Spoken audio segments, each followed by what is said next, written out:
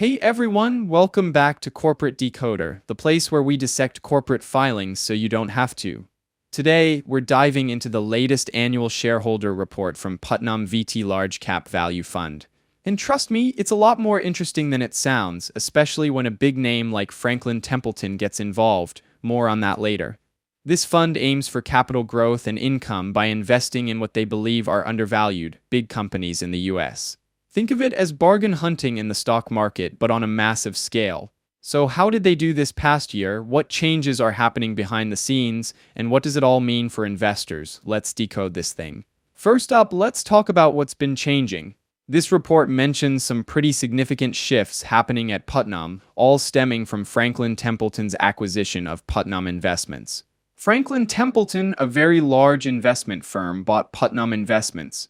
That deal closed at the start of last year. This wasn't just a name change, it triggered a whole series of changes to how the fund is managed. Putnam Investment Management, the fund's advisor, and Putnam Investments Limited, a sub-advisor, are now under the Franklin Templeton umbrella. Imagine two companies merging. They need to decide who does what and how. That is why the company shareholders approved a new contract with Putnam Management, who tapped Franklin Advisors as a sub-advisor. That is, someone who helps Putnam Management do its job. This is like a contractor being hired to work on a house. And it didn't stop there. Putnam Investments Limited then merged into another Franklin Templeton company, Franklin Templeton Investment Management Limited. All of Putnam's investment professionals then became employees of Franklin Templeton. All these moves seem to be about streamlining the operations and integrating Putnam into Franklin Templeton's existing structure. It's like reorganizing departments after a corporate merger. So how much does all this cost? The report includes an expenses section, which is always good to check. It is worth paying attention to because every dollar spent on fund administration comes out of investors' pockets.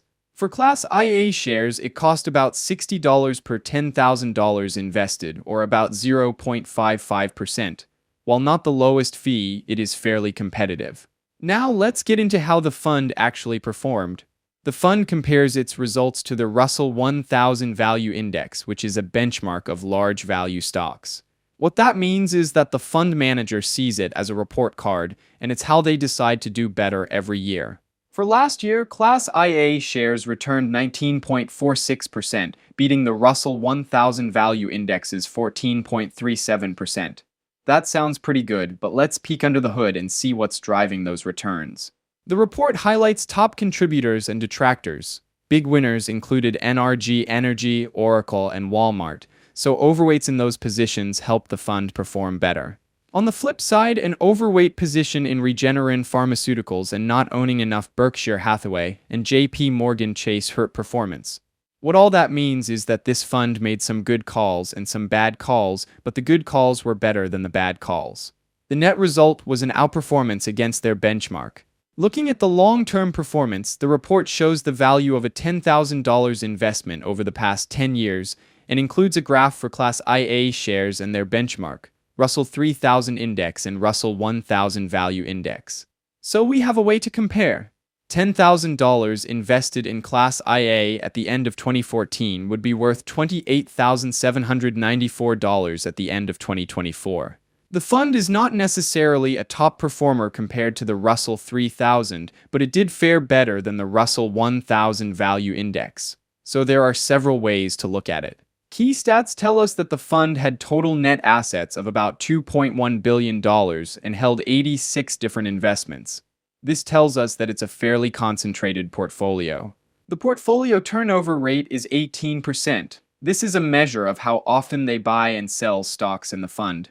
An 18% turnover rate means they hold most stocks for a long time. Here's how the fund's assets were allocated. Nearly 20% was in financials, about 16.5% in information technology, and 12.5% in healthcare. So big bets on financials and tech. It's also worth noting the 4% allocation in cash and equivalents. It might suggest the portfolio managers are a bit worried about the market or they are saving some money for when opportunities arise. Now let's loop back to the big story here. The report also included, as it has to by law, details about the merger between Putnam and Franklin Templeton. We talked about it in the beginning, and it is worth noting it again because it's probably one of the most important things that happened during the reporting period. This merger has had and will continue to have ripple effects across the entire organization and all of the funds it controls. Want to dig deeper? You can find the prospectus, proxy voting info, financial details, holdings, and tax info on their website, all linked in the document itself. So what's my take on Putnam VT Large Cap Value Fund? Overall, the fund seems to be on solid footing. The performance is good, outperforming its benchmark. The expense ratio is reasonable and the portfolio is fairly diversified. The fund has a good long-term track record, though it is not quite as impressive as the market as a whole. However, the big change is the acquisition by Franklin Templeton.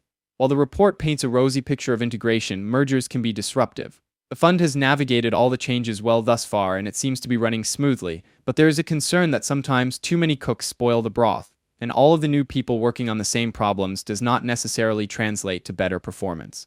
This is definitely something to keep an eye on going forward. So, is this fun to buy? It depends on your risk tolerance, time horizon, and investment goals. Do your homework, compare it to other options, and make a decision that's right for you. Thanks for watching. If you found this decoder helpful, please like, comment, and subscribe for more corporate deep dives. What fund should we dissect next? Let me know in the comments below.